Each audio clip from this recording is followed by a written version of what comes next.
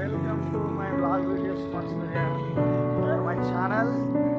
మేము మా పంట పొలం వచ్చిన తర్వాత వరి హార్వెస్టింగ్ ఎలా చేస్తాం, మా పంట పొలానికి పోయే దారి ఎలా ఉంటుంది, చుట్టుపక్కల ఆల్రెడీ వేసారు హార్వెస్టింగ్ అయిపోయింది. పంట కాలాలు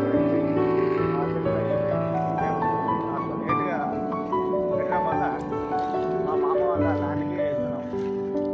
చూడండి మా జర్నీ ఏ విధంగా మా పొలానికి ఎలా ఇంతకుముందు అసలు రోడ్డు చాలా దారుణంగా ఉండేది, నడవడం కూడా చాలా ఇష్టంగా ఉండేది. అందరూ రైతుల సహకారంతో ఇప్పుడు మొర రోడ్డు వేయడం జరిగింది. హార్వెస్టింగ్ అవుతుంది. పొలానికి దగ్గరికి రావడం జరిగింది. బండి కూడా పార్కింగ్ పెట్టడం జరిగింది.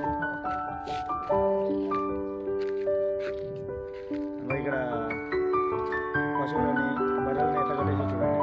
చుట్టుపక్కల పొలం ప్రాంతం ఉంది. బర్రెలు ఉన్నాయి కదా, జూమ్ చేస్తా చూడండి.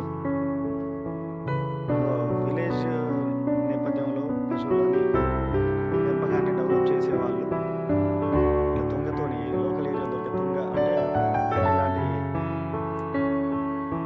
మొక్కలు ఉంటాయి, వాటి కోసుకొని తీసుకొచ్చి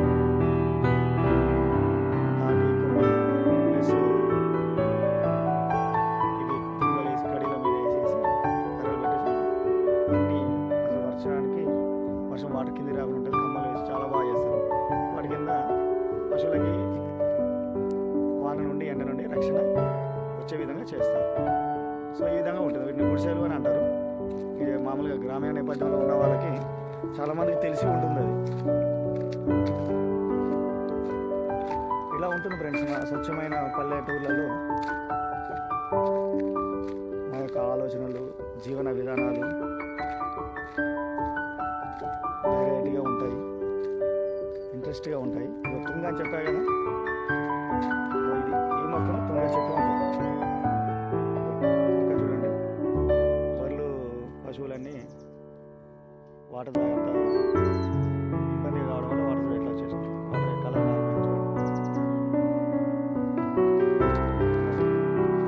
ఎక్కువ నీటి ప్రదేశం, నిల్వ ఉన్న ప్రదేశానికి తుంగ జాతీయ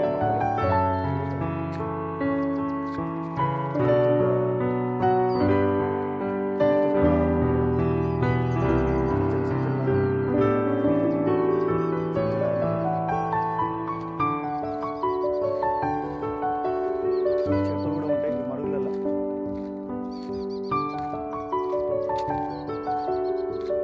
రోడ్డుకి ఇరువైపులా ఇంతకుముందు అసలు ఈ రూట్ అసలుకి నడవడానికి వీలు లేకుండా ఉండేది. మన వరదలు వచ్చిన తర్వాత మంచిగా మొరమేసేసి రాకపోకలు సాగించడానికి వీలుగా రైతులందరికీ సహకారంతో మా సొంత పొలాలు తీసేటట్లు రోడ్లు వేయడం జరిగింది.